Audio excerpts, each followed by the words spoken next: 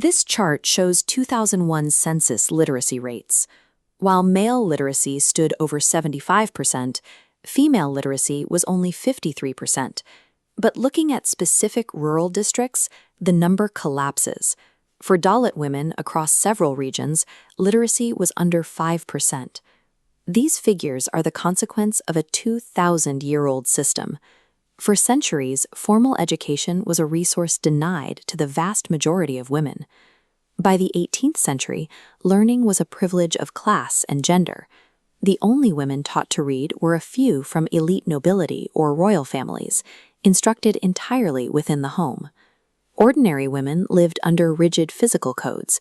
They could not wear footwear, or carry an umbrella outdoors, or speak to their husbands in the presence of others. The prevailing belief was that teaching a woman to read was akin to playing with fire. Local leaders feared that if women became educated, they would stop adhering to traditional norms, causing the elders to lose their authority and the family structure to fail. Before any school could open its doors, an entire ideological and physical prison had to be dismantled. These invisible iron walls required forces willing to actively defy established customs. In the 19th century, Christian missionaries arrived in India.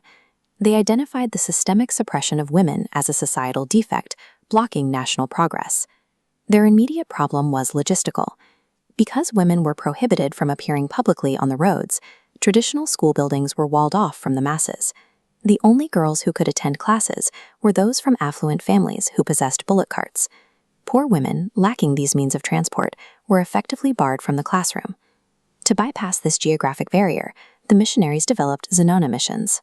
Instead of requiring women to navigate the streets, they conducted home tuitions, moving the classroom into the students' private residences. In Nellore, an American woman named Frances Tennicott took this approach door to door. She traversed the streets to find and teach young girls English inside their own homes, campaigning for years to prove that education was a necessity. By establishing these private lessons, the missions proved that the barrier to female literacy was not a lack of capability, but a lack of physical access to the world. Solving the street taboo revealed a second barrier: rigid gender segregation. Because it was taboo for women to converse with men, male missionaries could not act as instructors. This forced a recruitment shift. Christian missions specifically brought female teachers from Europe and America, like Marianne Cook, to lead classrooms while respecting local social boundaries. Even with female teachers, the few girls who did manage to attend faced aggressive social sabotage from their own communities. Neighbors weaponized fear against their families. If a child fell ill or a harvest failed, relatives would point to the girl attending school, claiming the calamity struck because she was acquiring knowledge. The physical reality of this resistance was brutal. When social reformer Savitribai Phule walked to her school, traditionalists would lurk behind trees to pelt her with mud and cow dung. She carried an extra sari in her bag every day, just to change into clean clothes upon her arrival. Funding provided the books, but the teachers and students provided the physical bravery needed to keep the doors open.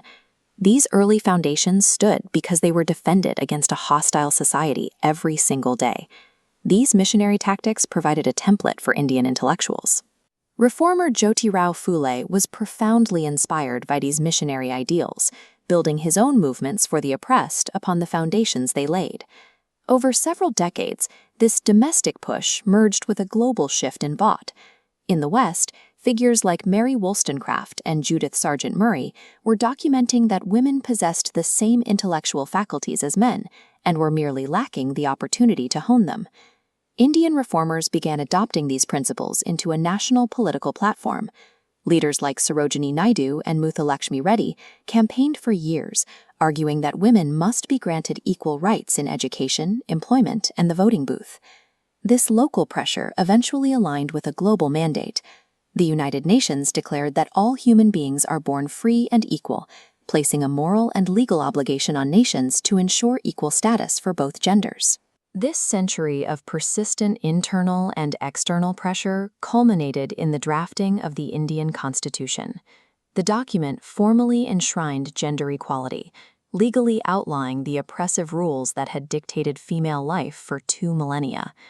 Today, Indian women operate as doctors, pilots, and national leaders. That reality exists because a coalition of reformers and students refused to accept the iron walls, proving that educating a woman does not burn society down, it illuminates it.